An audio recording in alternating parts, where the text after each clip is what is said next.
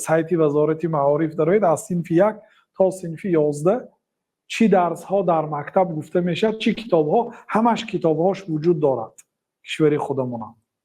یعنی یک طالب علم با غیرت باشد میتونه تمام 11 ساله برنامه دولت همیشه خوانده میبره در مدتی کم.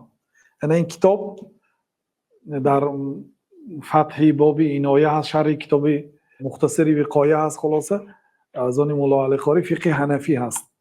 مجلد یکمش، یک مجلدش مجلد 4 است، 700 صحیفه، 740 صحیفه. اگر در یک ساعت با همراهی چای نوشیدنش و استراحتش 20 صحیفه آدم کتاب میخونه در یک ساعت. اگر 10 ساعت خوانید 200 صحیفه میخونید.